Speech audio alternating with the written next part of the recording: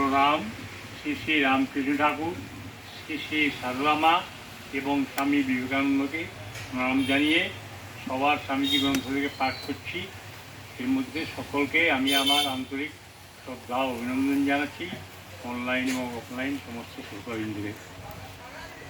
সবার স্বামীজি বইতে স্বামীজির জীবনের স্মরণীয় ঘটনাগুলি বলা আছে, যেগুলি বিশেষ বিশেষ ঘটনা স্বামীজির বিশেষ চারিত্রিক দিকগুলো স্পষ্ট করে দেয়।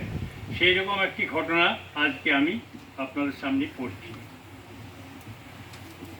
পরিব্রাজক স্বামীজির সঙ্গে মহীশূরের মহারাজের ঘনিষ্ঠ সম্পর্ক গড়ে উঠেছে।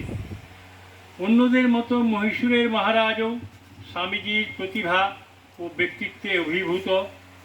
একদিন মহারাজ স্বামীজিকে প্রশ্ন করলেন, স্বামীজি, আমার সভাসদদের আপনার কী রকম মনে হয়?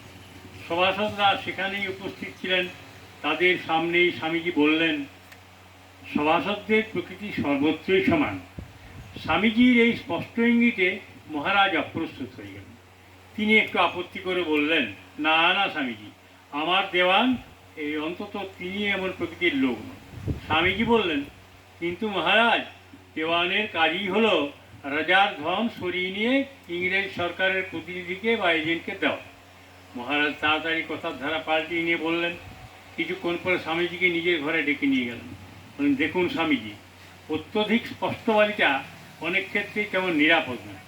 আপনি আমার সভাসদদের সামনে যেভাবে কথা বলছিলেন, এমনিভাবে ভবিষ্যতেও বলতে থাকলে আমার ভয় হয় কে কখন আপনার উপর বিষ প্রয়োগ করে বসবে।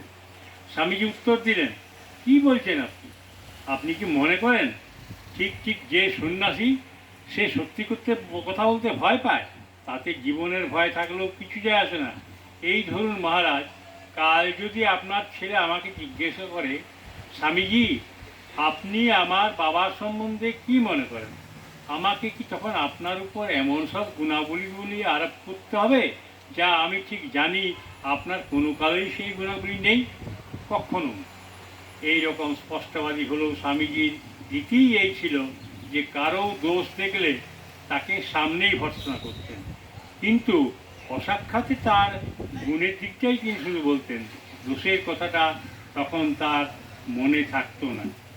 নমস্কার। আমি স্বামীজির মন্ত্রটা পাঠ করতে বলি গোড়াতে এবং শেষ করতে।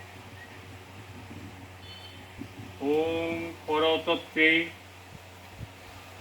সদা লীন রামকৃষ্ণ সমাজ্ঞয়া চো ধর্মস্থাপনরত বীরে সংগ্রমায় মম।